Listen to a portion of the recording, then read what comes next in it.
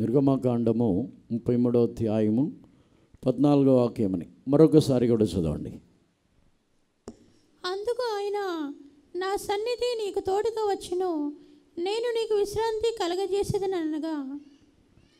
And he said, my presence shall go with thee, and I will give thee rest. ఒకసారి అందరు కలిసి చదువుదామా? అందరు Bible తీయండి. Bibles ఉన్నాయా?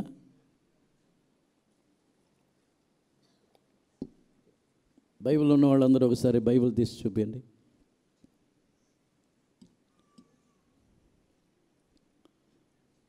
బైబిల్ లేని వాళ్ళు ఉన్నారా? మన దగ్గర చాలా బైబిల్స్ ఉన్నాయి. పైన అక్కడ బాల్కనీ పైన వెళ్ళి తీసుకురండి. ఎవరికైనా బైబిల్స్ లేకపోతే బాల్కనీ కార్నర్లో చాలా బైబిల్స్ ఉన్నాయి. అక్కడ ఎవరికైనా లేదంటే వెళ్ళి తీసుకోవచ్చు. అందరు కలిసి ఇప్పుడు బైబిల్ ఓపెన్ చేయండి. నిర్గమకాండం 33వ అధ్యాయం 14వ వాక్యం అందరు కలిసి ఒకేసారిగా ఇప్పుడు చదవండి.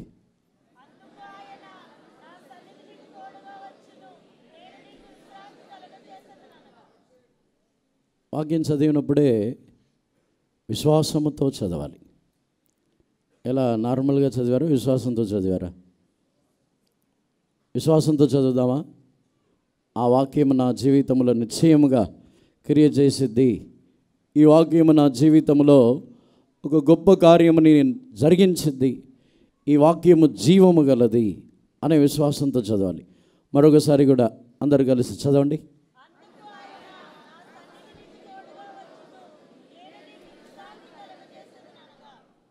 దేవుని యొక్క పరిశుద్ధ నామమునకు స్తోత్రం. నిశ్చయముగా మనం దేవుని వాగ్దానములని ఎంత విశ్వసించుచున్నామో అంత అధికముగా మన యొక్క జీవితంలో దేవుడు గొప్ప కార్యములని చేయుచున్నారు. విశ్వసించుచున్న కొలది అందులో ఉన్న ఆశీర్వాదములని సంపూర్ణముగా మనం అనుభవించుచున్నాం. దేవుని యొక్క పరిశుద్ధ నామమునకు స్తోత్రం. మోషే తాను దేవుని ప్రార్థించినప్పుడే ఈ వాగ్దానముని మోషేకి దేవుడు ఇచ్చుచున్నారు.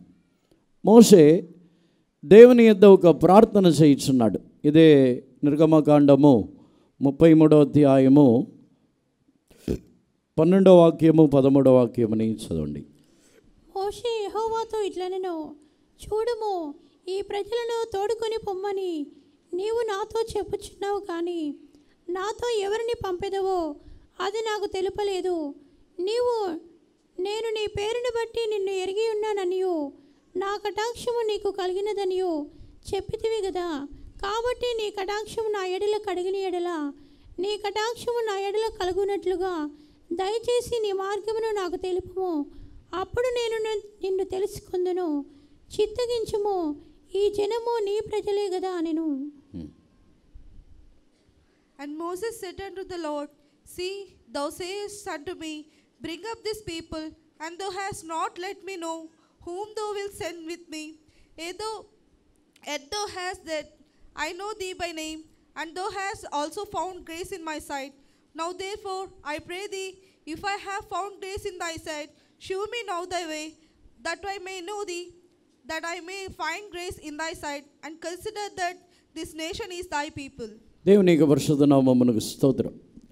మోషేకి దేవుడు ఇశ్రాయేల్ జనులని వారిని తీసుకొని కనాన్ దేశమునకు నడిపించమని చెప్పి దేవుడు మోషేకి ఆజ్ఞాపించిన తర్వాత మోషే దేవుణ్ణి అడుగుతున్నాడు, మీరు వీరిని తీసుకొని పొమ్మని చెప్పి ఉన్నారు, కానీ నేను ఒంటరిగా తీసుకొని పోలేను, నాతో కూడా ఎవరు వస్తారని చెప్పలేదు కదా. మీరు దేవుణ్ణి అడుగుతున్నాడు, నాతో కూడా ఎవరు వస్తారు, నేను ఒంటరిగా వెళ్ళలేను అని. ఎప్పుడైతే మోషే రెండు విధములుగా అడుగుతున్నాడు, ఒకటి నేను నీ సేవకుడని, రెండవది వీరు మీ యొక్క జనులు, వీరు మీ యొక్క ప్రజలని మీరు ఎరిగి ఉన్నారు కదా, మరి నాతో కూడా ఎవరు వచ్చుదురు. దేవునికి పరిశుద్ధ నామమునకు స్తోత్రం. మోషే తనతో కూడా రావడానికి ఒక వ్యక్తిని, ఒక మనుషునో లేకపోతే దేవదూతనో దేవుడే తనతో కూడా రావాలనని దేవుణ్ణి అడుగుచున్నాడు. మోషే తనకు తాను వెళ్ళుచున్న మార్గములలో తనకు తోడుగా ఉండటానికి ఒక వ్యక్తిని తానే సెలెక్ట్ చేసుకోలేదు. దేవునికి పరిశుద్ధ నామమునకు స్తోత్రం.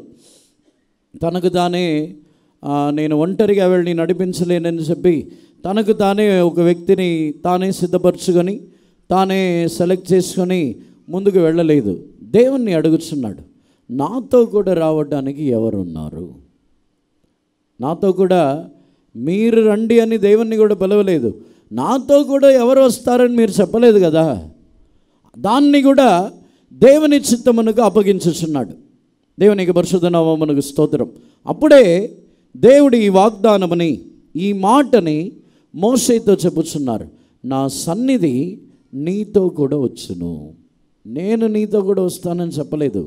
నా సన్నిధి నీతో కూడా వచ్చును, నీకు విశ్రాంతి కలుగును అని చెప్పుచున్నారు. దేవునికి పరిశుద్ధ నామమునకు స్తోత్రం.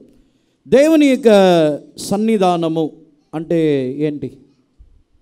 దేవుని యొక్క సన్నిధానము అంటే ఏమిటి? దేవుని సన్నిధానం అంటే ఏంటి? దానికి అర్థం ఏంటి? దేవుని యొక్క సన్నిధానము అని చెప్పినట్లయితే దానికి మొట్టమొదటి అర్థం ఏమిటంటే దేవుని యొక్క ముఖరూపము. దేవుని యొక్క పరిశుద్ధ నామమునకు స్తోత్రం. దేవుని యొక్క సన్నిధానము అని చెప్పినట్లయితే అది దేవుని యొక్క ముఖరూపం. దానినే దేవుడు తన యొక్క సన్నిధి, ఆయన యొక్క ప్రెసెన్స్, ఆయన యొక్క సన్నిధానము అని అనేక స్థలములలో ఆయన సన్నిధానము, సముఖము అని ఉచ్చరించుచున్నప్పుడు అంతయు దేవుని యొక్క ముఖరూపముని గురించి ఆ స్థలములో చెబుతున్నారు. దేవుని యొక్క పరిశుద్ధ నామమునకు స్తోత్రం. ఈరోజు మనం దేవుని ముఖరూపముని గురించి ధ్యానించబోవటం లేదు. దేవుని సన్నిధానము ద్వారా మనకు కలుగుతున్న ఆశీర్వాదములని గురించి ఈరోజు మనం ధ్యానించవచ్చును. దేవుని యొక్క పరిశుద్ధ నామమునకు స్తోత్రం. దేవుని సన్నిధానం అంటే ఆయన యొక్క ముఖరూపము అని తెలుసుకొనటానికి దానిని చెప్పి ఉన్నాను. దేవుని యొక్క పరిశుద్ధ నామమునకు స్తోత్రం. మొట్టమొదటిగా దేవుని యొక్క సన్నిధానము ఎక్కడ ఉంటుందో, దేవుని యొక్క సన్నిధానము ఏ స్థలములో ఉంటుందో ఇదే నిర్గమకాండం 33వ అధ్యాయము 14వ వాక్యములో మనం చదివిన దానిని బట్టి చూసినట్లయితే ఆ వాక్యములో నా సన్నిధి నీకు తోడుగా వచ్చును, నీకు విశ్రాంతి కలుగును. అంటే మొట్టమొదటి ఆశీర్వాదం ఏమిటంటే దేవుని యొక్క సన్నిధి, దేవుని యొక్క సాన్నిధ్యము మనకు తోడుగా వచ్చినట్లయితే మొట్టమొదటిగా కలుగుతున్న కార్యము మన యొక్క జీవితంలో ఉన్న భారములు అవి పూర్తిగా తొలగిపోవచ్చున్నది. దేవుని యొక్క పరిశుద్ధ నామమునకు స్తోత్రం. మోషే ఎందుకు దేవుని నాతో కూడా ఎవరైనా రావాలని కోరి ఉన్నాడంటే ఇశ్రాయేల్ జనులని నడిపించుట తనకు భారముగా ఉన్నది. ఇశ్రాయేల్ జనులు తనకు భారముగా మారిపోయి ఉన్నారు. తాను మోయకూడని భారములని భరించినట్టు తాను అనుకున్నప్పుడే ఈ కార్యములని అడిగి ఉన్నాడు, నాతో కూడా ఎవరు వచ్చుదురు, తన భారముని పంచుకొనుటకు ఎవరు వచ్చుదురు. ఒకవేళ మోషే యొక్క మామ అతను వచ్చి మోషే యొక్క భారముని పంచడానికి వేరే ఎవరన్నా సిద్ధపరచమని చెప్పినప్పుడు 70 మందిని వారే ఏర్పరచుకొని దానిని దేవుడు అభిషేకించి ఉన్నారు. కానీ దేవుని మోషే అడిగినప్పుడు 70 మందిని ఏర్పరచుకోమని ఆలోచన ఇవ్వలేదు. తన భారములని ఇతరులు మోయటానికి వారి మీద మోపు, వీరి మీద మోపు. మోషేని దేవుడు పిలిచి ఏర్పరచుకున్న తర్వాత ఒక్కొక్క భారముని ఒక్కొక్కరికి చేతిలో ఇచ్చాయి అని దేవుడు మోషేకి చెప్పలేదు. దేవునికి పరిశుద్ధ నామమునకు స్తోత్రం. దేవుని వాగ్దానములని ధ్యానిస్తే మన యొక్క భారములని వేరే మనుషుల మీద మనం మోపం. మనము మోయవలసిన భారములని మనమే మోయడమే తప్ప మనము ఏ మనుషుల మీదనో ఆ బరువుని మీరు చూసుకోండి, మీరు ఈ విషయముని చూసుకోండి, మీరు ఈ కార్యముని భారం వహించండి అని ఎవరి మీదనూ మోపరు. దేవునికి పరిశుద్ధ నామమునకు స్తోత్రం. కొన్ని సందర్భంలో అటువంటి మనుషుల్ని చూస్తే మనకేమనిపించిందంటే వీళ్ళు ఎవరికి ఏం చెప్పరా, వీళ్ళే అన్నీ చూసుకుంటారు, ఎవరికి ఏం చెప్పరా అని అనిపించింది. దానికి కారణం ఏమిటంటే దేవుని యొక్క సన్నిధానము వారికి తోడుగా వచ్చినప్పుడు వారికి ఎంత భారమైనను వారు విశ్రాంతితోనే ఉంటారు. వారు వచ్చి తమ యొక్క భారములని ఇతరుల మీద మోపి తమ యొక్క భారములని వారు కూడా మోయాలి, నేను మాత్రమే మోయాలా, నాకు ఈ భారం ఎక్కువగా ఉంది, నాకు భారం పెరిగిపోయిందని చెప్పి వేరే వాళ్ళ మీద మోపరు. మోషేకి దేవుడు చెప్పిన మొదటి కార్యమే, నేను నీకు విశ్రాంతినిచ్చేదను. దేవుని యొక్క సన్నిధానంలో ఉన్న విశేషం ఏమిటంటే మన యొక్క బరువు తగ్గిద్ది. ఎలా తగ్గుతుంది? భారం సాధారణమైన మనుషులే కదా. సాధారణమైన మనుషులుగా ఉన్నప్పుడు ఆయన యొక్క సన్నిధానం మనకు తోడుగా వచ్చినప్పుడు బరువు ఎలా తగ్గుతుంది? దేవునికి పరిశుద్ధ నామమునకు స్తోత్రం. ఆయన మన యొక్క జీవితంలో మన యొక్క భారములన్నిటినీ ఆయనే మోసి ఆయనే మనల్ని బరువు మోయని వారుగా మార్చుచున్నారు. ఒకటి, భారం ఎలా తగ్గిద్దంటే ఆ భారం తగ్గడానికి కారణం ఒకటి, దేవుడు ఆ బరువుని మోయాలి. లేదంటే ఆ భారము తగ్గాలంటే ఆ భారము బరువు కంటే మనం బలవంతులుగా మారాలి. రెండు కార్యం జరగాలి, లేకపోతే భారం తగ్గదు. దేవునికి పరిశుద్ధ నామమునకు స్తోత్రం. దేవుడు నాకు ఇచ్చిన కృపని బట్టి దేవుడు ఒకటి, ఆయన మన యొక్క భారములని మోయిచున్నారు. ఇది వచ్చి క్రైస్తవ జీవితం యొక్క ప్రారంభ జీవితం. ప్రారంభంలో ఉన్నప్పుడు ఆయన యొక్క మన యొక్క బరువులని, మన యొక్క భారములు, మనం మోయకూడని భారములని దేవుని మీద మోపినప్పుడు ఆయన మన యొక్క భారములు అన్నిటినీ మోయిచున్నారు. కానీ క్రైస్తవ జీవితం యొక్క ఎదుగుదలలో మనము ఎదుగుచున్న కొలది అదే భారమని మనము కూడా మోయగలిగి ఆ భారం మనకు సులువైనదిగా మారుచున్నది. అంటే నా సన్నిధి నీకు తోడుగా వచ్చునని చెప్పినప్పుడు ఈ రెండు కార్యములు ఒక వ్యక్తి యొక్క జీవితంలో జరుగుతున్నది. ఒకటి, వారు తమ యొక్క భారములని దేవుని మీద మోపినప్పుడు దేవుడు వారి యొక్క భారములని మోయిచున్నారు. వారి యొక్క ప్రయాణము, ఆ సన్నిధానము కొనసాగుతూ వారితో పాటు వచ్చుచూ ఉన్నట్లయితే అదే భారము వారికి కూడా సులువుగా మారుచున్న బలము వారికి అనుగ్రహించబడుతున్నది. దేవునికి పరిశుద్ధ నామమునకు స్తోత్రం. చిన్నపిల్లల మీద ఒక 5 కేజీలు వారి చేతికి ఇస్తే అది చాలా బరువు, చిన్నపిల్లలు దాన్ని మోయలేరు. కానీ అదే 5 కేజీలని బాగా ఎదిగిన ఒక 20-30 సంవత్సరాలు యవనస్తుల చేతికి ఇస్తే అది బరువుగా ఉంటుందా? సులువుగా ఉంటుంది, తేలికగా ఉంటుంది. ఇది చాలా బరువు లేదని. ఆత్మీయ జీవితంలో కూడా ఆయన సన్నిధానం మనకు తోడుగా వచ్చినప్పుడు మన జీవితంలో ఉన్న అనుభవం ఏమిటంటే మనము ఆయన ద్వారా మోయబడుచున్నాము. రెండవది, మనము బలవంతులుగా మారి ఆ బరువు మనకు తగ్గుచున్నది, విశ్రాంతి కలుగుచున్నది. దేవునికి పరిశుద్ధ నామమునకు స్తోత్రం. మోషేకి చెప్పిన మొదటి కార్యమే దేవుని సన్నిధానము ద్వారా భారములు తొలగిపోయి విశ్రాంతిని ఇచ్చుచున్నారు.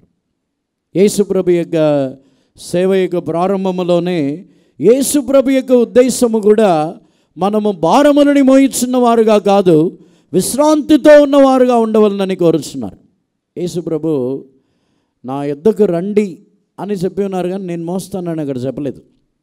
చదవండి, మత్తయి సువార్త 11వ అధ్యాయంలో, ప్రయాసపడి భారం మోయిచున్న సమస్త జనులారా నా దగ్గరికి రండి అనే చెప్పారు, నేను మోస్తానని చెప్పలేదు అక్కడ. చదవండి. ప్రయాసపడి భారం మోసుకొనుచున్న సమస్త జనులారా నా యొద్దకు రండి, నేను మీకు విశ్రాంతి కలగజేతును. ఇంగ్లీష్లో,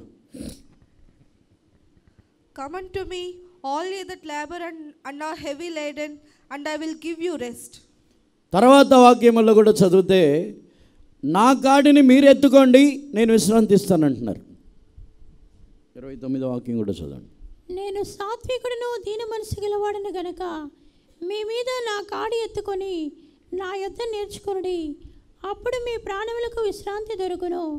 ఇంగ్లీష్లో, Take my yoke upon you and learn of me, for I am meek and lowly in heart, and ye shall find rest unto your souls. దేవునికి పరిశుద్ధ నామమునకు స్తోత్రం. యేసు ప్రభు ఈ వాక్యముల్లో ఎక్కడ కూడా నా దగ్గరికి రండి నేను మోస్తానని చెప్పట్లేదు, లేకపోతే నా మీద ఆ భారములని మోపండి నేను మోస్తానని చెప్పట్లేదు. నా దగ్గరికి రండి నేను విశ్రాంతి ఇస్తానంటున్నారు. నా దగ్గరికి వచ్చి నా కాడిని ఎత్తుకోండి విశ్రాంతి ఇస్తానంటున్నారు. అంటే యేసు ప్రభు యొక్క ఉద్దేశం వచ్చి ఆయనే మోయిచున్నవారుగా కాకుండా మనల్ని ఏదో బరువులు మోయలేని, భారమే మోయలేని, చేతకాని వారుగా దేవుడు మనల్ని ఉంచడం దేవునికి ఇష్టం లేదు. చాలామంది క్రైస్తవుల జీవితంలో ఈ వాక్యములని చెప్పి దేవుడు మీ భారములని మోస్తారని చెప్పి మనల్ని చేతకాని వారులుగా చేసేశారు. దేవుడు చాలామంది యొక్క జీవితంలో ఈ వాగ్దానం విషయంలో వచ్చినప్పుడు ప్రసంగించుచున్నప్పుడు ఇలాగే మీ భారములన్నిటినీ దేవుడు మోస్తారు, మీరు ఏమీ చేయొద్దు అలా చెప్పి మనం ఇంకా చేతగాని వాళ్ళు అయిపోయాం. నేను ఎందుకు మోయాలి, దేవుడు మోస్తారు కదా. కానీ దేవుని ఉద్దేశము ఈ యేసుప్రభు పిలిచినప్పుడే ఆయనని గురించి ఆయన చెప్పుచున్న వాక్యములలో ఉన్న ఉద్దేశముని చూస్తే ఆయనలాగానే మారాలని. దేవుని ఉద్దేశం వచ్చి మనం చేతగాని వాళ్ళుగా ఉండిపోవటం కాదు. ఆయన ఎలా భారములని భరించి ఆ భారములు ఆయనకు సులువుగా తేలికగా ఉందో అదే విధముగా మనము కూడా బలవంతులుగా పరాక్రమశాలులుగా మారి మనకు ఇవ్వబడుచున్న భారములు కూడా మనకు తేలికగా మారాలి.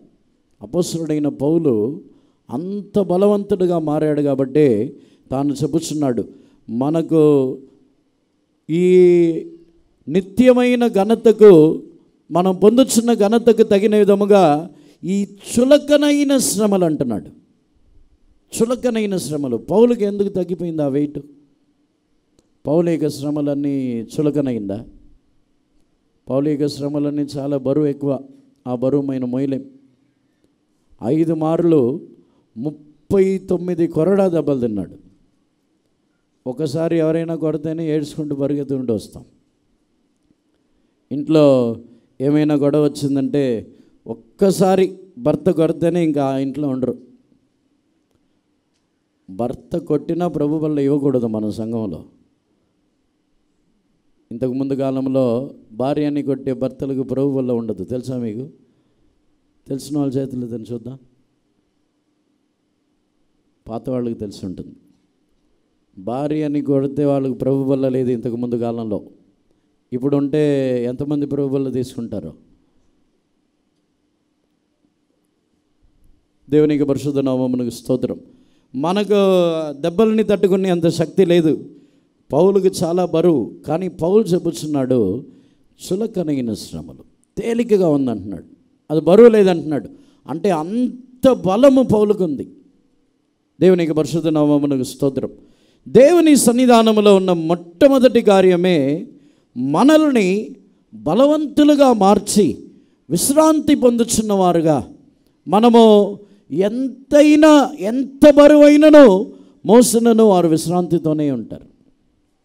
ఒక తండ్రి ఒక చిన్న బిడ్డని తన రొమ్మ మీద పడుకొని తాను పండుకొని ఉంటే అది భారముగా విశ్రాంతి లేని అనుభవముగా ఉంటుందా? విశ్రాంతితోనే ఉంటాడు, నెమ్మదిగానే ఉంటాడు. అదే విధముగానే మనము దేవుని సన్నిధానము అనుభవించుచున్నప్పుడు, దేవుని సన్నిధానం మనతో కూడా వచ్చేటప్పుడు అన్ని భారములు సులువైనదిగా మారుచున్నది, చులకనైనదిగా మారుచున్నది. దేవునికి పరిశుద్ధ నామమునకు స్తోత్రం. రెండవదిగా దేవుని యొక్క సన్నిధానము ద్వారా మనకు కలుగుతున్న ఆశీర్వాదం. మొదటి దినవృత్తాంతము 16వ అధ్యాయము 27వ వాక్యముని చదవండి. మొదటి దినవృత్తాంతము 16వ అధ్యాయము 27వ వాక్యం. ఘనత ప్రభావములు ఆయన సన్నిధిని ఉన్నవి, బలమును సంతోషమును ఆయన యొద్ద ఉన్నవి. చాలు. Glory and honor are in his presence, strength and gladness are in his place. దేవుని యొక్క పరిశుద్ధ నామమునకు స్తోత్రం. ఘనత ప్రభావములు ఆయన సన్నిధానములో ఉన్నది. దేవునికి పరిశుద్ధ నామమునకు స్తోత్రం. దేవుని సన్నిధానంలో ఘనత ప్రభావములో ఉందంటే ఎలా చెప్పగలం? మనం దేవునికి సన్నిధానములో వచ్చినప్పుడు ఘనత ప్రభావములో ఆయన సన్నిధానములో ఉన్నది. దేవునికి పరిశుద్ధ నామమునకు స్తోత్రం. భూమిలో చాలామంది ఘనత కొరకు, భూమిలో మర్యాదల కొరకు పరిగెత్తుతున్నారు. చాలామందికి లోకములో స్థానములు కావాలి, లోకములో మర్యాదలు కావాలి, లోకములో పలు విధములైన వారికి ఘనతలు ఘనపరచాలి. ఎవరైనా ఘనపరచకపోయినా మనం సహించలేం. ఎవరైనా మనకు మర్యాద ఇవ్వకపోయినా సహించలేం. ఆమాను యొక్క ఆత్మ, ఆమాను లాంటి ఆత్మ గలవారు చాలామంది ఉంటారు. ఆమానుకు వచ్చి రాజు ఇచ్చే ఘనత, రాజు ఇచ్చే మర్యాదల కంటే మొర్దెకాయి తనకు నమస్కారం చేయకుండా ఉండటమే చాలా గొప్పగా కనబడింది.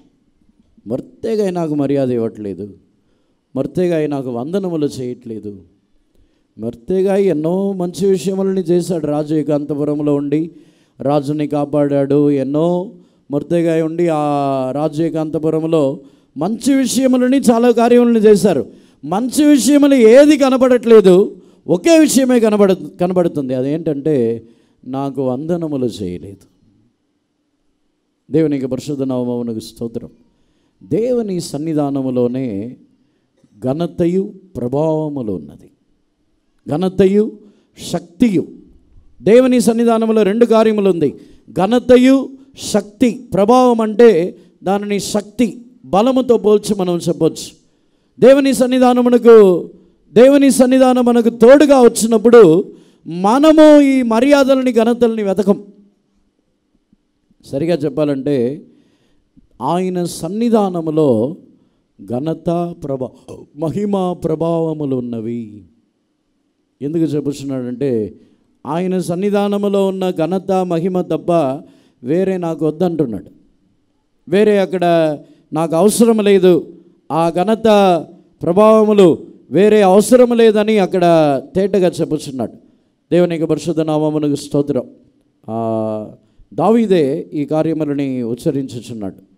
దావీదు తన యొక్క జీవితంలో తాను కోరుకొనుచున్న మర్యాద, ఘనత అన్ని దేవుని సన్నిధానములో ఉందంటున్నాడు. దేవునికి పరిశుద్ధ నామమునకు స్తోత్రం. ఎలా దానిని గ్రహించగలడు? దావీదుకు వచ్చి అంతఃపురములో సింహాసనం ఉంది, అంతఃపురములో పనికెత్తలు ఉన్నారు.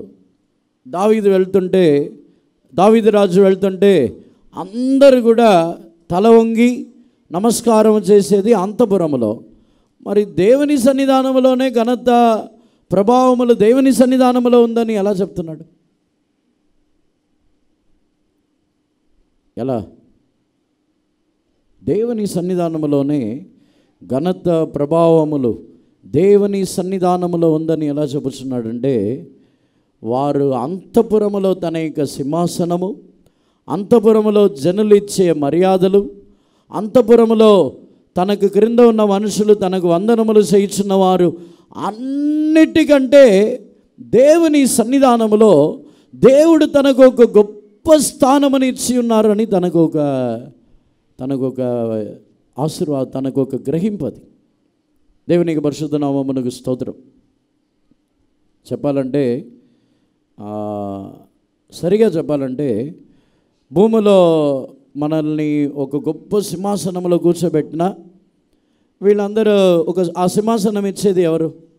మనుషులే మనల్ని హెచ్చించి మనుషులే దాన్ని కూర్చోబెడతారు, మనుషులే మర్యాద ఇస్తారు. కానీ దావీదు యొక్క ఫీలింగ్ ఏంటంటే మనుషులందరికంటే ఆయన సన్నిధానము లోపల రానివ్వటం, దేవుని యొక్క సన్నిధానము లోపల రానివ్వటమే దేవుడిచ్చే గొప్ప ఘనత, మర్యాద, అది ప్రభావం అని దావీదు కోరుకుంటున్నాడు. ఒకసారి మనం కూడా ఆలోచించి చూడండి. ఒక మనిషి మనల్ని ఘనపరచటం కంటే భూమిలో ఒక ప్రాంతం ఉందనుకోండి. ఆ ప్రాంతంలో ఒక ఎమ్మెల్యే ఉన్నాడు అనుకోండి. ఎమ్మెల్యే వచ్చి ఆ ప్రాంతంలో ఉన్న జనులందరూ గణపరిచి అతన్ని గెలిపించి అతన్ని ఎమ్మెల్యేగా చేసి అతనికి ఒక సింహాసనం ఇస్తారు, అతనికి ఒక సీట్ ఇస్తారు, అందరూ ఆయన్ని గణపరుస్తారు. ఈ ఘనత పెద్దదా? అదే ఎమ్మెల్యేని రాష్ట్రమునకే లేక మనకే ఇప్పుడు అమెరికా ప్రెసిడెంట్ ఉన్నాడు అనుకోండి. అమెరికా ప్రెసిడెంటు ఆ ఎమ్మెల్యేని తన ఇంటికి పిలిపిస్తే ఏది ఘనత? ఏది ఘనత చెప్పండి? ఎమ్మెల్యేకి ఈ ప్రాంతంలో జనులందరూ సింహాసనంలో కూర్చోబెట్టి అతనికి సన్మానం చేసి అంత ఘనత ఇచ్చి ఉన్నారు. ఆ ఘనత పెద్దదా? అమెరికన్ ప్రెసిడెంటే ఒక ఎమ్మెల్యేని తన ఇంటికి పర్సనల్గా ఆహ్వానిస్తున్నాడు అనుకోండి, ఏది ఘనత?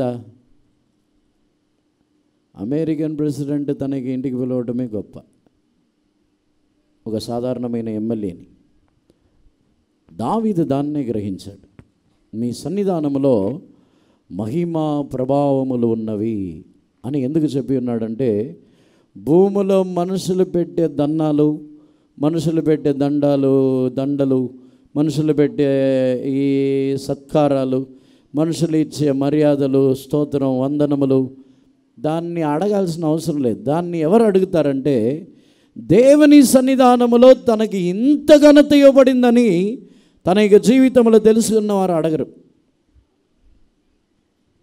ఇప్పుడు ఒకవేళ ఆ ఎమ్మెల్యే ప్రెసిడెంటే పిలిచి అతన్ని గణపరిచి తనకి ఇంటికి రప్పించి అతనికి కావాల్సిందన్నీ ఇచ్చి పంపించిన తర్వాత వచ్చి ఇక్కడికి వచ్చిన తర్వాత మీరు నాకు అది చేయలేదు ఇది చేయలేదు అని అడగడు. ఆయనే నన్ను పిలుచున్నాడు, మీరు చేసేది ఏంటి నాకంటాడు. దేవునికి పరిశుద్ధ నామమునకు స్తోత్రం. దేవుని సన్నిధానములో ఘనత, మహిమ, ప్రభావములు ఉన్నవి అని ఎందుకు చెప్పుచున్నారంటే, దేవుని యొక్క సన్నిధానములో మనల్ని ప్రవేశింపచేయటమే ఒక ఘనత. మనం ప్రవేశించి ఉన్నది సాధారణమైన మనుషులు వారి యొక్క సన్నిధానములో కాదు, లేకపోతే మనం ప్రవేశించినది ఇందాక చెప్పినట్టు ఒక ప్రెసిడెంట్ యొక్క సన్నిధానము కాదు. మనం ప్రవేశించినది రాజులకు రాజు, సర్వలోకముని సృజించిన దేవుడు, మన యొక్క దేవుడు. ఆయన భూమి ఆకాశముల అన్నిటికీ పైన గొప్ప దేవుని సన్నిధానములో ప్రవేశించుటకు మనకు ధన్యత ఇచ్చి ఉన్నారంటే అది ఎంత గొప్ప ఘనత. మనం అనుకొనిచున్నాము, జనుల్ని ఎక్కువగా దేవుని సన్నిధానంలో అనుమతించుచున్నారు, దేవుని సన్నిధానంలో వారిని రప్పించుచున్నారు అంటే దేవుడు మనుషులకి ఆయన ఇచ్చుచున్న ఘనత ఎంత అధికముగా ఉందో చూడండి. పాత నిబంధన కాలంలో ఆ ఘనత లేదు. పాత నిబంధన కాలంలో దావీదుకి ఇచ్చిన ఘనత ఏమిటంటే ప్రాకారం వరకు రావటమే ఘనత పాత నిబంధన కాలంలో. కానీ క్రొత్త నిబంధన కాలంలో అలా ఆలోచించి చూసినట్లయితే ఆయన కృపాసనం యొద్దకే మనల్ని రప్పించి ఉన్నారు. ప్రాకారం యొద్దకు మాత్రమే కాదు, అతి పరిశుద్ధమైన స్థలమునకే మనల్ని రప్పించి ఉన్నారు. అందుకే దావీదు చెప్పుచున్నాడు, ఆయన సన్నిధానములో మహిమ, ఘనత, ప్రభావములు ఉన్నవి. దేవునికి పరిశుద్ధ నామమునకు స్తోత్రం.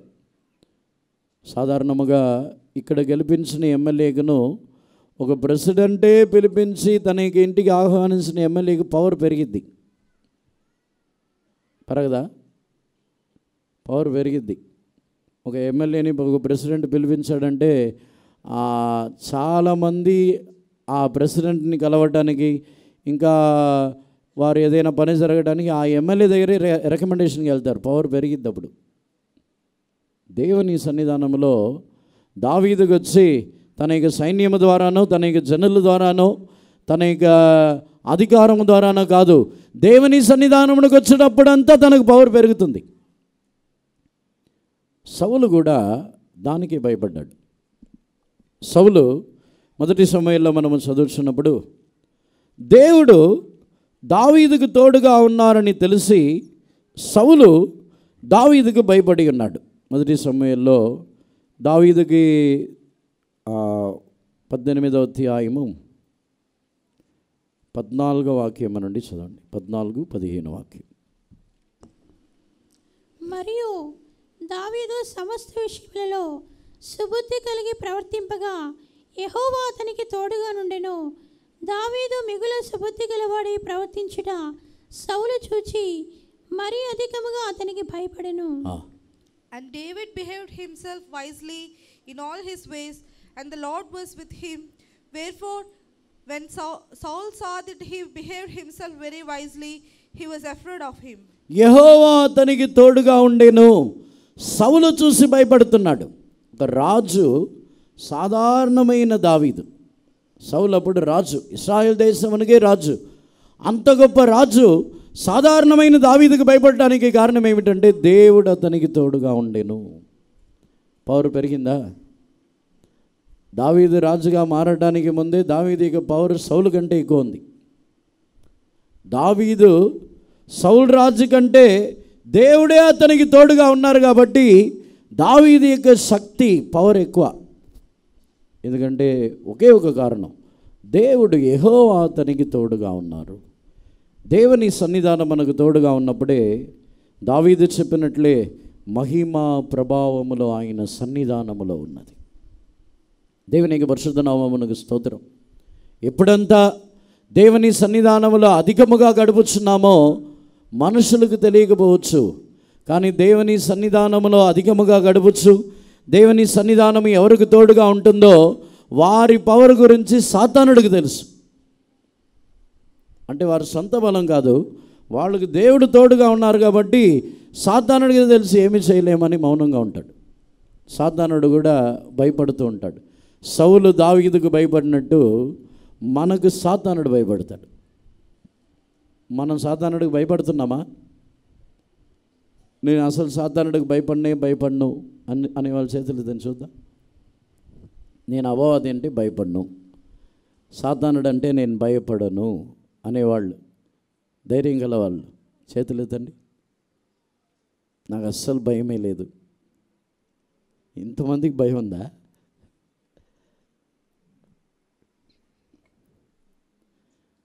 భయపడుతున్నామంటే మన యొక్క జీవితంలో ఇంకా దేవుని యొక్క సన్నిధానముని సంపూర్ణముగా అనుభవించలేదు. దేవుని యొక్క సన్నిధానంలో ఉన్న శక్తిని, ఆ మహిమ ప్రభావములని మనం గ్రహిస్తే మనకు భయం ఉండదు, భయపడం. దేవుడు మనకు తోడుగా ఉన్నారు, ఆ సన్నిధానము మనకు తోడుగా ఉన్నదని విశ్వసిస్తే మనకు అపవాదిని గురించిన భయం ఉండదు, ఏమీ చేయలేడు. దేవునికి పరిశుద్ధ నామమునకు స్తోత్రం. అపవాదికి భయపడని వాళ్ళు మనుషులకు భయపడతారా? శత్రువులకు భయపడతారా? ఎవరికి భయపడరు. దేవునికి పరిశుద్ధ నామమునకు స్తోత్రం. అటు తర్వాత ఈ దేవుని సన్నిధానము ఆయన సన్నిధానముని సంపూర్ణముగా అనుభవించుచున్నప్పుడు దేవుడు శత్రువులని ఆయనే వెళ్ళగొట్టుచున్నారు. కీర్తనల్లో 9వ కీర్తన 3వ వాక్యమని చదవండి.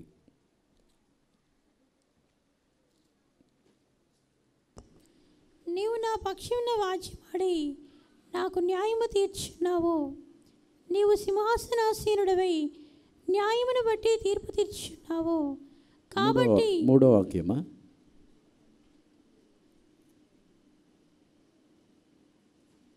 2వ వాక్యం నుంచి చదవండి. మహోన్నతుడా, నేను నిన్ను గూర్చి సంతోషించి హర్షించుచున్నాను. నీ నామమును కీర్తించెదను. నీవు నా పక్షమున వ్యాజ్యమాడి నాకు న్యాయము తీర్చున్నావు. నీవు సింహాసనాసీనుడవై న్యాయమును బట్టి తీర్పు తీర్చున్నావు. కాబట్టి నా శత్రువులు వెనుకకు మల్లుదురు. నీ సన్నిధిని వారు జోగిపడి నశింతురు. ఇంగ్లీష్లో I will be glad and rejoice in thee. I will sing praise to thy name, O thou most high. When mine enemies are turned back, they shall fall and perish at thy presence. దేవుని యొక్క పరిశుద్ధ నామమునకు స్తోత్రం. నీ సన్నిధి ప్రకాశము ద్వారా నా శత్రువులు వెనుకకు మళ్ళీ జోగిపడి నశించుదురు. దేవుని యొక్క పరిశుద్ధ నామమునకు స్తోత్రం. దేవుని యొక్క సన్నిధానముని గురించే ఇక్కడ దావీదు తన యొక్క కీర్తనలు రాయిస్తున్నాడు. ఏ విధముగా శత్రువులు వెనుకకు మళ్ళీ జోగిపడి నశించుదరంటే, ఈ శత్రువులు ఎవరంటే మనల్ని నేరమోపుచున్న శత్రువులు. దేవునికి పరిశుద్ధ నామమునకు స్తోత్రం. ఈ వాక్యముల్లో 3వ వాక్యముల్లో మనం చదువుతున్నప్పుడు, ఆయన నా నిమిత్తము వ్యాజ్యమాడి ఆయన వ్యాజ్యమాడుచున్నారు. మరొకసారి కూడా చదవండి 3వ వాక్యము నుండి. నీవు నా పక్షమున వ్యాజ్యమాడి నాకు న్యాయము తీర్చుచున్నావు. నీవు సింహాసనాసీనుడవై న్యాయమును బట్టి తీర్పు తీర్చుచున్నావు. కాబట్టి నా శత్రువులు వెనుకకు మల్లుదురు, నీ సన్నిధిని వారు జోగుపడి నశింతురు. దేవునికి పరిశుద్ధ నామమునకు స్తోత్రం. దావీదు చెప్పే ఈ మాటని వింటే చాలా ఆశ్చర్యమైన ఒక కార్యం. నీవు నా నిమిత్తము వ్యాజ్యమాడుచున్నావు, నీ సింహాసనములో న్యాయం తీర్చుచున్నవాడుగా నీవే కూర్చొని ఉన్నావు. రెండును ఒకరే. వ్యాజ్యమాడే లాయర్ను ఆయనే, తీర్పు తీర్చే జడ్జిను ఆయనే. దేవునికి పరిశుద్ధ నామమునకు స్తోత్రం. 2 ప్లేస్లో ఒకరే ఉంటే శత్రువులు భయపడతారా? భయపడరా? దేవునికి పరిశుద్ధ నామమునకు స్తోత్రం. మనకు విరోధముగా వ్యాజ్యమాడటానికి ఎవరు వచ్చినా సరే, వ్యాజ్యమాడేది ఆయనే, సింహాసనంలో తీర్పు తీర్చడానికి కూర్చుండేది ఆయనే. అందుకే దావీదు చెప్పుచున్నాడు, మీ సన్నిధిలో ఆ శత్రువులు వెనుకకు మళ్ళీ జోగిపడి నశించుదురు. ఎందుకు అలా చెప్పుచున్నాడంటే, వారందరూ మనల్ని న్యాయం తీర్చడానికి, మనల్ని నేరమోపి, మన మీద లేని కార్యములు, ఉన్న కార్యములు అన్నిటినీ మన మీద మోపి న్యాయం తీర్చడానికి మన యుద్ధకు వచ్చినవారు మనుషులై ఉండవచ్చు, సాధారణుడై ఉండవచ్చు, ఎవరైనా సరే. దేవుని సన్నిధానములో ఉన్న విశేషం ఏమిటంటే, దేవుని సన్నిధానములో ఆయన మన కొరకు వ్యాజ్యమాడుచున్నారు. ఆయనే న్యాయాధిపతిగా కూడా ఉన్నారు. యేసు ప్రభు పునరుద్ధానము చెందిన తర్వాత ఆయన మన కొరకు చేయించిన కార్యములు ఏమిటంటే, తండ్రి యొక్క కుడిపార్శ్వములో కూర్చొని తండ్రి యొద్ద విజ్ఞాపన చేయుచున్నారు, వ్యాజ్యమాడుచున్నారు. అదే కుడిపార్శ్వములో ఉండి ఆయనే న్యాయాధిపతిగా న్యాయం తీర్చుచున్నారు. ఎందుకంటే యేసు ప్రభు మన కొరకు వ్యాజ్యమాడుచున్నారు కాబట్టి ఆయనకు అధికారం లేదని కాదు. యేసు ప్రభు వ్యాజ్యమాడినను ఆయన జయం పొంది పునరుద్ధానము చెంది ఆరోహణమైపోయిన తర్వాత ఆయనకు అధికారం ఇవ్వబడి ఉన్నది. 2వ కీర్తనలో మనం చదువుతున్నప్పుడు 2వ కీర్తనలో దేవుడు ఆయనకు అధికారమని, పూర్ణమైన అధికారమని యేసు ప్రభుకి ఇచ్చి ఉన్నారు. 2వ కీర్తన 9వ వాక్యముని 10వ వాక్యముని చదవండి. ఇనుపదండముతో నీవు వారిని నలగగొట్టెదవు, కుండను పగలగొట్టినట్టు వారిని ముక్కచెక్కలుగా పగలగొట్టెదవు. కాబట్టి రాజులారా వివేకులయుండుడి, భూపతులారా బోధనందుడి, భయభక్తులు కలిగి యెహోవాను సేవించుడి. ఇంగ్లీష్లో, Thou shalt break them with a rod of iron, thou shalt dash them in pieces like a potter's vessel. Be wise now therefore, O ye kings, be instructed, ye judges of the earth. యేసు ప్రభు పునరుద్ధానము చెందిన తర్వాత మన విషయములో ఆయన వ్యాజ్యమాడుచున్నారు. ఎవరైతే శత్రువులుగా ఉన్నారో, ఎవరు మనకు విరోధముగా క్రియ చేయుచున్నారో వారి విషయంలో ఆయన న్యాయాధిపతిగా మారుస్తున్నారు. దావీదు దానిని గ్రహించాడు. దేవుని సన్నిధానములకు వచ్చిన తర్వాత తనకేమో వ్యాజ్యమాడి తనకు కనికరము దొరుకుచున్నది. దేవుని సన్నిధానములకు వచ్చినప్పుడు ఎవరెవరు న్యాయం తీర్చుచున్నారో వారికేమో తీర్పు దొరుకుతున్నది. ఈ ఉదయకాలంలో దేవుని సన్నిధానము, నా సన్నిధానము నీకు తోడుగా వచ్చును అని మోషేతో చెప్పినప్పుడు కూడా, మోషే విషయంలో కూడా ఎవరును మోషేని న్యాయం తీర్చడానికి దేవుడు అనుమతించలేదు. మోషే ఏమీ మాట్లాడలేదు. మోషే ఒక కూషు దేశపు స్త్రీని వివాహము చేసుకున్నందున మిరియామును అహరోన్ను మోషే మీద నేరం మోపారు. కోరహు గుంపు వారు మోషేకు విరోధముగా లేచి క్రియ చేశారు. ఈ ఏ సందర్భంలో కూడా మోషే ఏం మాట్లాడలేదు. నేను తప్పు చేశానని చెప్పలేదు, తప్పు చేయలేదని చెప్పలేదు.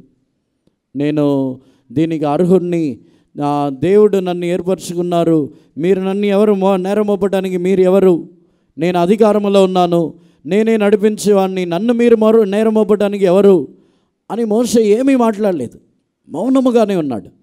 మోషే విషయంలో అహరోనుతోనైనను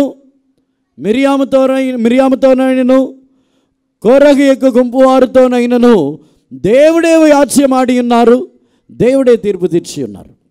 మోషే ఏమీ మాట్లాడలేదు. అందుకే మోషేకి దేవుడు చెప్పి ఉన్నారు, నేను నా సన్నిధి నీకు తోడుగా వచ్చును.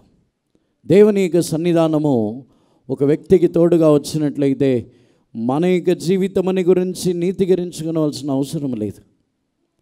ఒక వ్యక్తి మనల్ని నేరమోపుచున్నాడని, ఎవరైనా మనల్ని న్యాయం తీర్చుచున్నారని, లేకపోతే మనల్ని నేరమోపి పట్టించి న్యాయం తీర్చుటకు చాలామంది వచ్చి ఉన్నారని భయపడవలసిన అవసరం లేదు.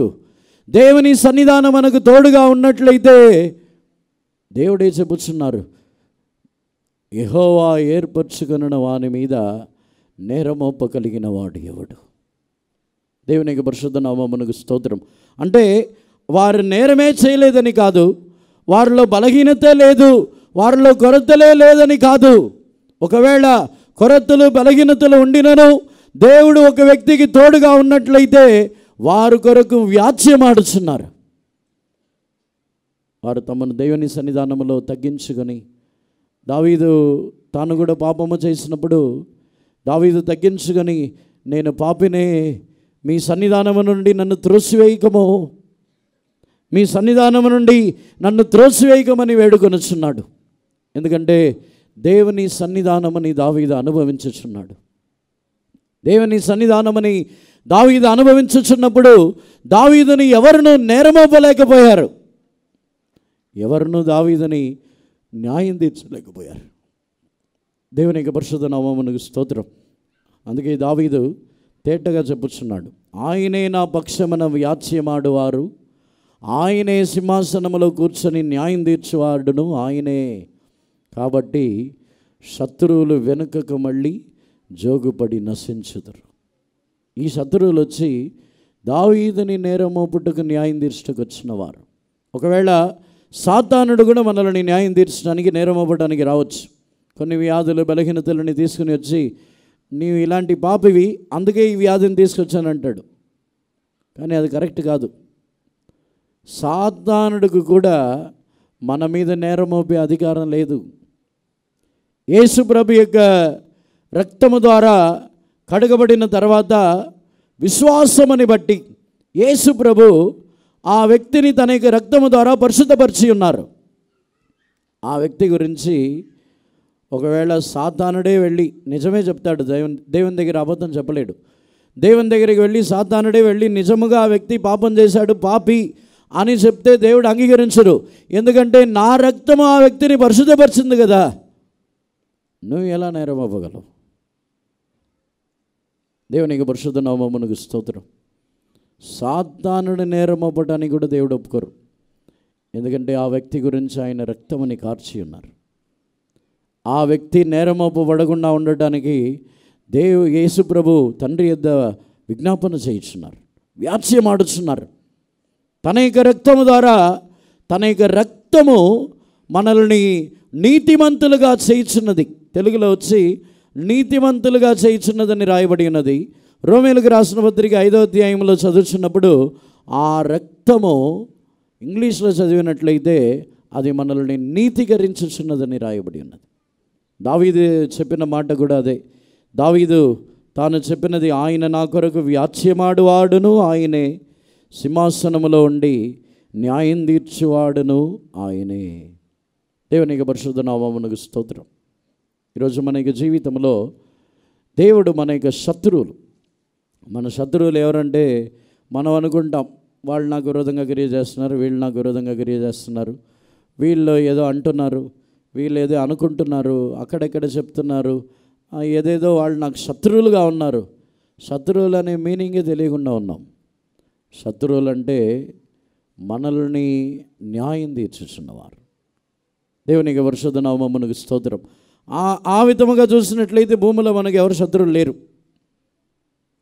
ఎందుకంటే ఎవరునూ మనల్ని న్యాయం తీర్చలేరు. దేవునికి పరిశుద్ధ నామమునకు స్తోత్రం. ఎవరునూ నన్ను న్యాయం తీర్చలేరు అనే పరిస్థితికి వస్తే వారికి ఎవరు శత్రువులుగా ఉండరు. దేవుడే న్యాయాధిపతి, దేవుడే వ్యాజ్యమాడేవారు, ఆయనే న్యాయమని తీర్చేవారు అనే తలంపు వచ్చిన తర్వాత భూమిలో శత్రువులు అనేవారే ఉండరు. ఆ శత్రువులందరూ నశించిపోతారు. శత్రువులు నశించిపోతారంటే ఆ మనిషి చనిపోతారని కాదు, మన జీవితంలో శత్రువులే లేరు అనే మైండ్కి మనం వస్తాం. వారందరూ నశించిపోయినట్టే కదా. దేవునికి పరిశుద్ధ నామమునకు స్తోత్రం. అప్పుడే దేవుని యొక్క సన్నిధానమని ఆ విధముగా మనము సంపూర్ణముగా అనుభవించుచున్నాం. దేవునికి పరిశుద్ధ నామమునకు స్తోత్రం. సమయం లేదు, చివరిగా ఒకే ఒక కార్యమని చెప్పి ముగించుచున్నాను. ఇదే కీర్తనలు 31వ కీర్తన 20వ వాక్యంని చదవండి. 31వ కీర్తన 20వ వాక్యం. మనుషుల కపటోపాయములు వారినంటకుండా నీ సన్నిధి చాటున వారిని దాచుచున్నావు. వాకలహము మాన్పి వారిని గుడారంలో దాచుచున్నావు. Thou shalt hide them in the secret of thy presence from the pride of man. Thou shalt keep them secretly in a pavilion from the strife of tongues.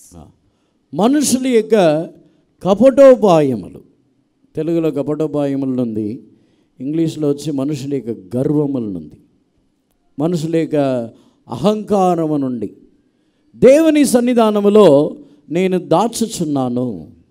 దేవుని యొక్క పరిశుద్ధ నామమునకు స్తోత్రం. దీనిని రెండు విధములుగా చెప్పచ్చు. ఒకటి, మనుషులు వారి యొక్క గర్వము ద్వారా మనకు విరోధముగా చేయించిన క్రియల్లో నుండి మనల్ని కాపాడుతున్నారు. రెండవదిగా ఇదే వాక్యమని వేరే అర్థముతో కూడా చెప్పచ్చు. మనుషుల యొక్క గర్వము నుండి నన్ను కాపాడి నాలో ఆ గర్వము కలగకుండా నన్ను దేవుని సన్నిధానములో దీనుడుగా మార్చుచున్నావు. దేవునికి పరిశుద్ధ నామమునకు స్తోత్రం. మనం మొదటి కార్యములని ముందుగానే ధ్యానించి ఉన్నాం, వారి శత్రువులు, వారి యొక్క పోరాటములని. రెండవ విషయం మనకు వచ్చినట్లయితే, దేవుని సన్నిధానం మనకు తోడుగా వచ్చినట్లయితే సాధారణమైన మనుషులు గర్వించినట్టు మనం గర్వించము. దేవుని యొక్క సన్నిధానం మనకు తోడుగా ఉన్నట్లయితే మనము తగ్గించుకొనుచునే ఉంటాం. దేవుని సన్నిధానం యొక్క గొప్పతనము, దేవుని యొక్క సన్నిధానం యొక్క గొప్ప అనుభవముని మనం గ్రహించినప్పుడు గర్వించడానికి చోటు ఉండదు. తగ్గించుకొనుచునే ఉంటాం. నీ సన్నిధానములో మనుషుల యొక్క అహంకారం, గర్వము నుండి నన్ను దాచి ఉంచుచున్నావు. మనుషుల యొక్క మాయో, ఆ కపటోపాయములు, మనుషుల యొక్క కపటములు, మనుషుల యొక్క గర్వమైన క్రియలు, మనుషుల యొక్క అహంకారములు, వీటికి వారి ఇతరుల యొద్ద నుండి కాపాడటం మాత్రమే కాకుండా మనల్ని ఆ స్వభావం నుండి కాపాడుతున్నది. దేవుని సన్నిధానం వచ్చి ఆ దుష్ట స్వభావాన్ని మన యొద్దకు రానివ్వకుండా కాపాడుతున్నది. ఆ అహంకారం, మనుషుల యొక్క గర్వము నుండి దేవుని సన్నిధానమే మనల్ని తప్పించుచున్నది. మనం దేవుని యొక్క సన్నిధానమునకు ఎందుకు రావాలి, దేవుని సన్నిధానముని ఎందుకు అనుభవించాలంటే మనము ఆ సన్నిధానము ద్వారా దీనులుగా మారుచున్నాం.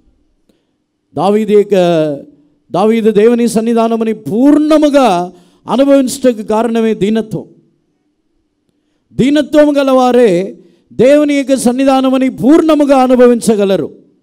దావీదు దేవుని మందసం ఎదుట శక్తి కొలది నాట్యమాడినప్పుడు తన యొక్క భార్య మీకాలు ఆమె దూరములో నుండి చూసి దావీదుని అవమానపరచుచున్నది. దావీదు యొద్దకు వచ్చి, ఈరోజు ఇశ్రాయేల్ అంతటికి రాజు అయిన ఒక వ్యర్థుడు ఒకడు నాట్యమాడి ఉన్నాడు. హీనమైన పనికెత్తలు ఎదుట ఒక వ్యర్థుడులాగా నాట్యమాడావా అని దావీదుని అడిగితే దావీదు చెప్పుచున్నాడు, అవును, నీ తండ్రిని తీసివేసి పనికిరాని నన్ను ఆ స్థానంలో తీసుకొచ్చిన దేవుని ఎదుట నేను నాట్యమాడి తిని, నా దృష్టికి ఇంకా నేను అల్పుడనై ఉంటానంటున్నాడు. దేవుని యొక్క సన్నిధానముని పూర్ణముగా అనుభవించి దేవుని సన్నిధానం ఎదుట, దేవుని మందస్సం ఎదుట అంతగా సంతోషించి నాట్యమాడుటకు కారణం ఏమిటంటే దేవుని సన్నిధానం ఎదుట దావీదు తగ్గించుకొని ఉన్నాడు. మనుషుల యొక్క గర్వము దావీదుని ఏమీ చేయలేదు. వాక్యమని బట్టి మీ సన్నిధానములో మనుషుల యొక్క అహంకారము నుండి నన్ను దాచుచున్నావు. మీకాలి యొక్క గర్వము దావీదుని ఏమీ చేయలేకుండా పోయింది. మీకాలి యొక్క గర్వం దావీదుని అవమానపరిచి దావీదుని పలు రకములుగా మాట్లాడుతుంది. కానీ దేవుని సన్నిధానములో దావీదు దేవుని సన్నిధానమని అనుభవించుచున్నాడు కాబట్టి మీకాలి ఎదుట కూడా తగ్గించుకొనుచున్నాడు. అవును, నా దృష్టికి ఇంకా నేను అల్పుడనే. దేవుని సన్నిధానం మనతో వచ్చినట్లయితే మనుషుల యొక్క గర్వము మనల్ని గర్వింప చేయదు. చాలా చోట్ల చాలామంది మౌనముగా తగ్గించుకునే ఉంటారు. మనుషులు గర్వముగా ప్రవర్తించిన వెంటనే వారికి బదులుగా వీరు కూడా గర్వంగా ప్రవర్తిస్తారు. వారు గర్వంగా ఏమైనా అడిగిన వెంటనే గర్వంగా సమాధానం చెప్తాం. వారు గర్వంగా మాట్లాడిన వెంటనే మనం కూడా గర్వంగా మాట్లాడతాం. కానీ దేవుని సన్నిధానం మనకు తోడుగా వచ్చినట్లయితే మనుషుల యొక్క అహంకారములు, కపటోపాయములో నుండి దేవుడు మనల్ని దాచి ఉంచుచున్నారు. అవి మనల్ని ఏమీ చేయలేవు. మనము గర్వించుచున్నవారుగా మనం మారము. మనుషులు గర్వముతో మనతో ప్రవర్తించవచ్చు, కపటోపాయముతో ప్రవర్తించవచ్చు, కానీ బదులుగా మనము దీనులుగానే ప్రవర్తిస్తాం. అది దేవుని సన్నిధానంలో ఉన్న ఆశీర్వాదం. దేవుని సన్నిధానంలో తగ్గించుకొనుచున్నప్పుడు దేవుడు మనల్ని దీనులుగా మార్చి ఆయనతో కూడా జీవించుచున్నవారుగా మార్చుచున్నారు. యేసు ప్రభుతో యుగాయుగములు జీవించుచున్నవారు. చెప్పాలంటే పరలోక రాజ్యంలో ఉన్నతమైన స్థానం ఎవరికి ఇవ్వబడుచున్నదో తెలుసా? గొర్రెపిల్లైన వారితో 1,44,000 మంది ఆయనతో కూడా సియోనులో నివాసము చేయుచున్నారు. వారి యొక్క జీవితంలో ఉన్న ప్రథమమైన విశేషమైన కార్యం ఏమిటంటే దీనత్వం. గొర్రెపిల్లతో పాటు తోడేళ్ళు ఉండలేవు. గొర్రెపిల్లతో పాటు సింహము, ఎలుగు వంటి గర్వముతో నుండి ఉన్న జంతువులు ఉంటుందా? గొర్రెపిల్లతో పాటు గొర్రెలే ఉంటాయి. దీనత్వము కలిగిన వారే యేసు ప్రభుకు మిక్కిలి సమీపమైన వారుగా జీవించగలరు. దేవుని సన్నిధానంలో ఉన్న విశేషమే అది. దేవుని సన్నిధానం మనల్ని రోజుకు రోజు మార్చి మనల్ని దీనులుగా మార్చి, పూర్తిగా దీనులుగా మార్చి ఆయనకు సమీపముగా ఆయనతో కూడా యుగాయుగములు జీవించటకు మనల్ని దీనులుగా మార్చుచున్నది.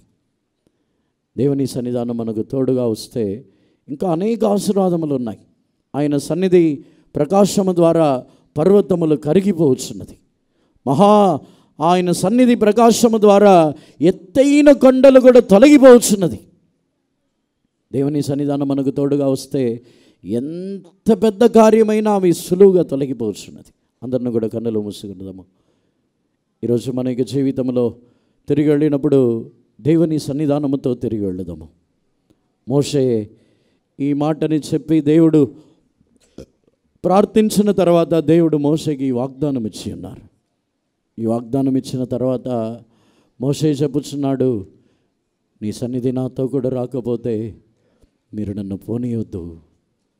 ఈరోజు మనము కూడా అడుగుదాం, ప్రభువా మీరు వాగ్దానము చేసి ఉన్నారు కదా, నా సన్నిధి నీకు తోడుగా వచ్చును అని నాతో కూడా వాగ్దానము చేసి ఉన్నారు కదా.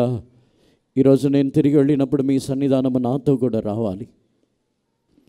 మనము దేవుని సన్నిధానమును రావటం ఒక అనుభవము, అదే విధముగా ఆ దేవుని సన్నిధానమే మనతో కూడా రావటం ఇంకను శ్రేష్టమైన అనుభవము. దేవుని సన్నిధానమే మనకు తోడుగా వచ్చినట్లయితే వేరే మనుషుల యొక్క సహాయముని మనం వెతకము. నాకు భారం అధికమైపోయింది, నా భారమని మోయేవారు లేరా అని ఎవరిని మనం అడగము. నా భారం అధికముగా ఉందని కూడా చెప్పము. విశ్రాంతితో ఉంటాం. నీకు విశ్రాంతినిచ్చేదను అంటే భారమే లేకుండా ఉండటము కాదు, మనకు బలం పెరగటం. దేవుడు మనకు ఆయన సన్నిధానం మనకు తోడుగా ఉంటే మనకు భారములు తొలగిపోవటం కాదు, మనం పరాక్రమశాలులుగా మారి ఆ భారం మనకు సులువైనదిగా మారుస్తున్నది. నా కాడి సులువైనది అని చెబుతున్నారు. మనకు బలం పెరుగుతున్నది. ఆయన ఎద్దకు వచ్చినప్పుడు మనకు బలం పెరుగుతున్నది. సాత్వికులుగా దీన మనస్సులుగా మారినప్పుడు బలం పెరుగుతున్నది. ఈరోజు మనకి జీవితంలో ఆయన సన్నిధానం నాతో కూడా రావాలి ప్రభువా అని దేవుణ్ణి అడగండి. మీ సన్నిధానం నాతో కూడా రావాలి ప్రభువా. ఈ భూమిలో నాకు ఘనతలు మర్యాదలు వద్దు. ఎవరు స్తోత్రము చెప్పినా చెప్పకపోయినా అది నాకు అవసరం లేదు. నాకు వందనములు వద్దు, నాకు ఘనతలు వద్దు. మీరు నన్ను మీ సన్నిధానంగా రప్పిస్తే చాలు ప్రభువా. ఎందుకంటే భూమిలో ఇచ్చే సింహాసనములు, స్తోత్రములు, వందనములు ఇవన్నీ అసలు లెక్కే కాదు. రాజాదిరాజు, సర్వభౌముని సృజించిన దేవుడు, మహిమ ప్రభావములతో నిండి ఉన్న దేవుడు ఆయన సన్నిధానమునకు మనల్ని రప్పించుచున్నారు. ఆయన యొక్క కృపాసనం ఎద్దకు మనల్ని రమ్మని పిలుస్తున్నారు. ధైర్యముగా రండి, దీనికంటే ఘనత మనకు ఎందుకు? ధైర్యముగా రండి, కృపాసనం ఎద్దకు ధైర్యముగా రండి అని పిలుస్తున్నారు.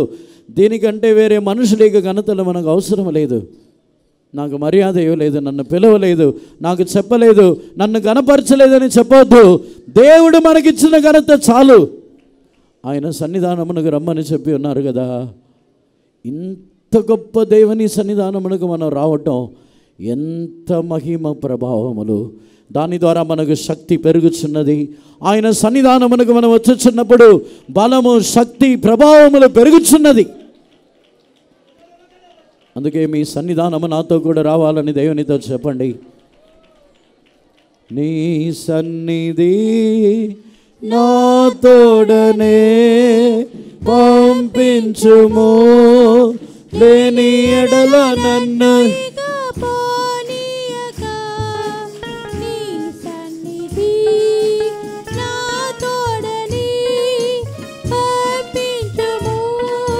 లేని ఎడల నన్ను ఇక పోనీయగా, నా ప్రాణము నీకు దేవా నీ కొరకు కృష్ణకొని కాచుకొని వేచియున్నది. కృష్ణకొని కాచుకొని వేచి నీ సన్నిధి నా తోడనే పంపించు. అందరూ హృదయాంతరములో నుండి పాడండి. నీ సన్నిధి